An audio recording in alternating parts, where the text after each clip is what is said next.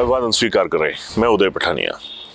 BJP ने पिछले 2 दिन से हिमाचल की सियासत को गरमा के रखा हुआ था और इसकी वजह थे बीजेपी के राष्ट्रीय अध्यक्ष जेपी नड्डा साहब हिमाचल आए। 2 दिन कांगड़ा में वह रुके। 2 दिन बरसात भी खूब हुई। जब उनकी रैली थी उस दिन थोड़ा सा जो रहम था वो कुदरत ने भाजपा पर कर लिया था। पिछले कल यानी रविवार को नड्डा साहब द्वारा दिल्ली निकल गए और पीछे एक ऐसा रोड मैप बीजेपी के सामने रखकर वो रवाना हुए कि बीजेपी की जो कह सकते हैं कि जो सियासी ज़मीन है, जो सियासी रास्ता है, उस पर दौड़ते हुए शायद सांसें भी हाँफने के कगार पर पहुंच जाएं। पिछले कल जो बैठक हुई बीजेपी की जेपी नड्डा की अध्यक्षता में, उसमें सबसे बड़ी बात ये सामने आई कि उन्होंने कुछ इस तरह से शिकंजा जो है हिमाचल भाजपा पर कसा है जो कि अपने आप में एक बहुत बड़ा आकार भी रखता है। इस बैठक में ये फैसला हुआ कि आगामी लोकसभा चुनावों से पहले फरवरी महीने में ही तमाम वो व्यवस्थाएं सही कर ली जाएंगी जिसकी ज़रूरत आने वाले लोकसभा चुनावों में होगी। इसके तहत फैसला हुआ कि जो 4 लोकसभा क्षेत्र हैं उनका एक मुख्यालय हर लोकसभा क्षेत्र में खुल जाएगा, यानी 4 मुख्यालय अलग अलग खुलेंगे। उसके बाद ये जो 4 कार्यालय हैं पहले 10 दिनों में खुल जाएंगे। उसके बाद प्रति विधानसभा क्षेत्र जो कार्यालय हैं लोकसभा चुनाव के वो खोले जाएंगे। सबसे बड़ी बात यह भी है कि जो संयोजक अभी तक लगाए हैं वो कल ही तय हो गए थे। उसमें कांगड़ा से चंद्रभूषण लाल, मंडी से इंद्रदत्त गांधी और शिमला से बलवीर वर्मा, साथ में हमीरपुर से त्रिलोक जम्वाल को जो संयोजक है वो लगाया गया है चुनावों के लिए। इन 4 जो संयोजक हैं इनके ऊपर जो प्रभारी आएंगे, एक प्रभारी आएगा, वो बाहरी राज्यों से होंगे। इसी तरह विधानसभा में जो लोकसभा के चुनाव के लिए जो संयोजक लगाए गए हैं या लगाए जाएंगे अभी, उनके ऊपर जो पड़ोसी विधानसभा क्षेत्र का कोई व्यक्ति होगा, नेता होगा, उसको संयोजक लगाया जाएगा। जब ये तमाम जितनी भी कवायद जिसका मैं जिक्र कर रहा हूँ ये अगले 20 दिनों में होनी तय मानी गई है कि इनको अगले 20 दिनों में पूरा करना है। उसके बाद बीजेपी के जो राष्ट्रीय स्तर पर काम करने वाले टेक्निकल्स हैं या दूसरे हैं वो यहाँ पर आकर एक दिन की वर्कशॉप इन तमाम जगहों पर लेंगे और व्हाट्सएप से कैसे जुड़ना है, सोशल मीडिया पे कैसे चलना है और किन किन चीज़ों के ऊपर फोकस करना है, किन चीज़ों को काउंटर करने की तैयारी रखनी है, वो फैसला हुआ। इसके बाद जो अहम फैसला हुआ उसमें ये तय किया गया कि जो बीजेपी से आज़ाद होकर चुनाव लड़े थे और बीजेपी के भीतर किसी पोस्ट पर नहीं थे, उनको भी बीजेपी में शामिल कर लिया जाए। हालांकि ये जो छूट है वह उन उम्मीदवारों के लिए अभी तक खुली नहीं है कि उन्होंने चुनाव भी लड़ा भाजपा के खिलाफ, भाजपा के पदाधिकारी भी थे, उनकी एंट्री पर अभी तक फिल वक्त जो है वो ब्रेक रहेगी। इसके बाद दूसरा जो फैसला हुआ कि जितने भी लोग, जिस तरह से ये माना जा सकता है कि अपने अपने क्षेत्र विशेष में अपनी अपनी एक विशेष पहचान रखते हैं, उन्हें भाजपा में शामिल किया जाए। इसके तहत जो भाजपा के नेता हैं वो उनके घर द्वार जाकर उन्हें भाजपा का पटका पहनाकर बीजेपी में शामिल करेंगे। यानी हर तरीके से एक जो मजबूत गठबंधन जनता के साथ, उसके ऊपर नड्डा साहब ने ये सारी चीज़ें फोकस करने का ऐलान जो कर दिया। साथ में तकनीकी तौर पर भी कहूँ और राजनीतिक तौर पर भी कहूँ तो ये भी फैसला हुआ कि जो भी कांग्रेसी भाजपा में आना चाहे उसका खुले दिल से स्वागत किया जाए। यानी हर तरफ से एक मजबूत गठबंधन वह भी जनता के साथ बनाया जाए। ये तो था बीजेपी का वो अच्छा पहलू जो कल उनकी बैठक में डिस्कस हुआ और उसके हिसाब से एक अगली रणनीति तय की गई। अब हर खबर के 2 पहलू होते हैं। अब आता है बीजेपी की अंदरूनी सियासत का पहलू कि यहाँ पर क्या हुआ। पिछले 2 दिन से जो कांगड़ा में हुआ वो बहुत ही गौर करने वाली चीज़ थी। पहली दफ़ा हुआ कि जो कांगड़ा, जाहिर सी बात है कि जब कांगड़ा में कोई बैठक हो रही है तो उसका सारा दारोमदार जो है वो कांगड़ा चंबा या लोअर हिमाचल के जो नेता कह सकें, खासकर कांगड़ा चंबा के जो नेता कहे जाते हैं, उनके ऊपर ये सारी चीज़ें फोकस होती हैं। लेकिन एक बार फिर कांगड़ा ने अपनी आंखें दिखा दी हैं ये बात नहीं है कि कांग्रेस के भीतर ही जो कांग्रेसी हैं वो सरकार को आईना दिखा रहे हैं। यहाँ पर भाजपा में भी ये कंपटीशन कहीं ना कहीं चलता नजर आया, जिसमें जो भाजपा के स्थापित नेता हैं उनको भी एक तरह से चुनौती देने का काम यहाँ पर हुआ।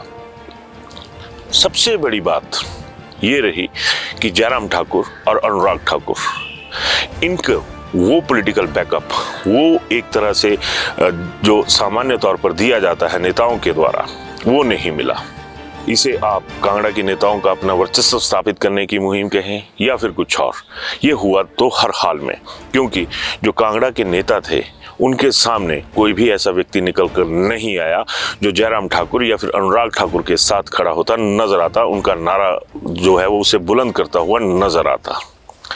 अब सवाल उठता है कि कांगड़ा के ऐसे कौन से नेता होंगे जिनकी वजह से ये जो माहौल है वो पहली दफा कांगड़ा में देखने को मिला। नहीं तो ये वही अनुराग ठाकुर हैं, ये वही जयराम ठाकुर हैं जिनके आने पर कांगड़ा के नेता पलक पावड़े बिछा देते थे। यानी कहीं ना कहीं इनके लिए भी चुनौती दे दी गई।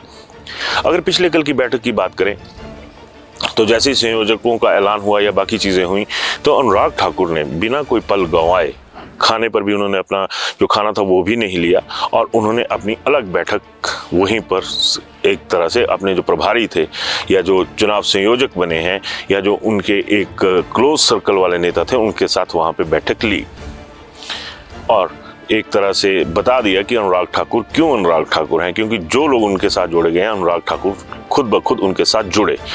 और ये भी एक हकीकत रही कि जिस तरह से जयराम ठाकुर को कांगड़ा के नेताओं ने अकेला छोड़ा, उसी तरह से अनुराग ठाकुर को भी इसकी जो चपेट है, अलगाव की चपेट, सियासी अलगाव की चपेट जिसे कह सकते हैं, उसमें अनुराग ठाकुर को भी आना पड़ा। नड्डा तो बतौर राष्ट्रीय अध्यक्ष अपनी अहमियत बनाए नजर आए, लेकिन प्रदेश के अंदर ये भी एक हकीकत नजर आई कि अगर भाजपा का कैडर एक तरह से एकजुट माना जा सकता है, लेकिन नेताओं को एकजुट नहीं आंका जा सकता अगर पिछले 2 दिन का सारा व्यवहार देखा जाए तो।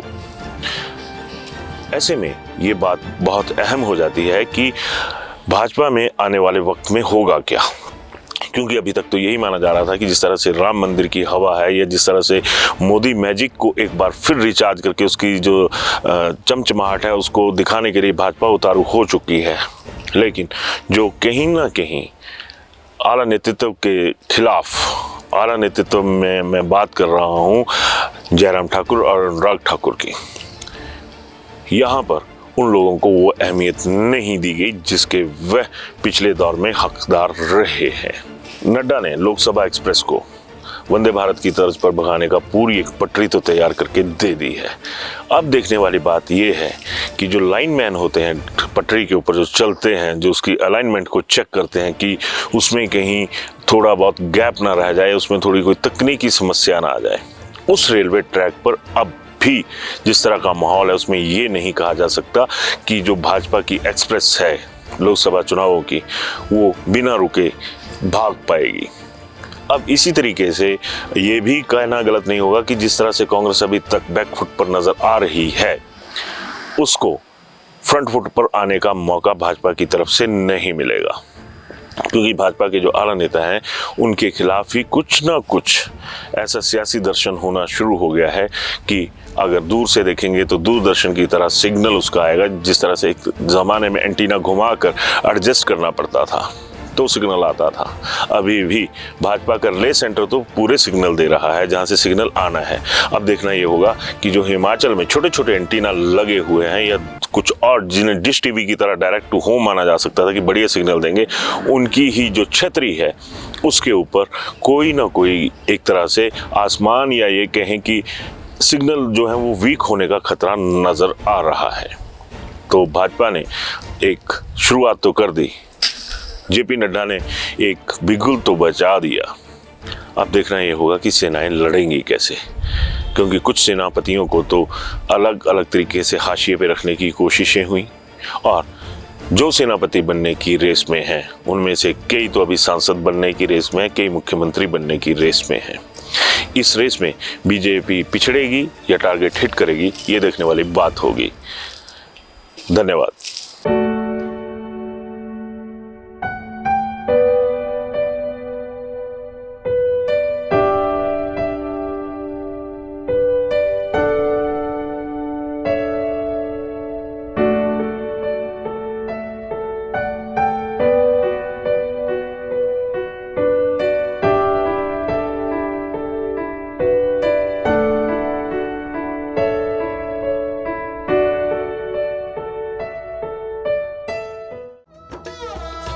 शिमला होटल, घर के बाहर घर जैसा अपनापन। अपने वेकेशंस को सुनहरी यादों में पिरोएं शिमला होटल के साथ। राजसी वैभव और राजस्थानी आव भगत जो देगी आपको एक रॉयल फील। हिमाचल वासियों के लिए जयपुर में ठहरने का अपना hotel Shimla hotel. Heritage above 1, हवा महल रोड, चांदी की टकसाल, जयपुर।